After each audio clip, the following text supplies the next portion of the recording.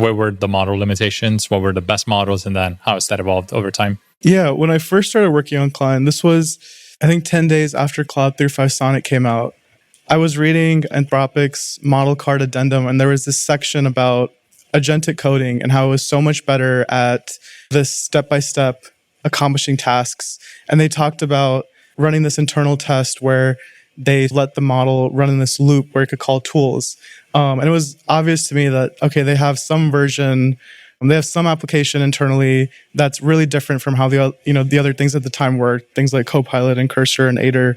They didn't do this sort of like step-by-step reasoning and accomplishing tasks. They were more suited for the Q&A and one-shot prompting paradigm.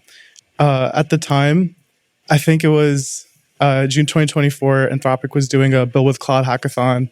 So I thought, okay, this is a really cool new capability that none of the models have really been capable of doing before.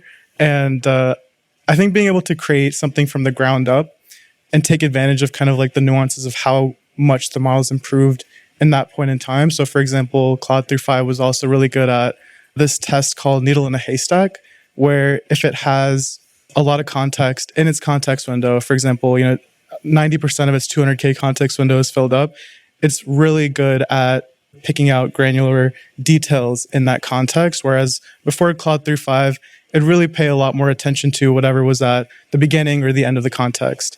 So just taking advantage of kind of the nuances of it being better at understanding longer context and it being better at step-by-step accomplishing tasks and building a product from the ground up just kind of let me create something that just felt a little bit different than anything else that was around at the time.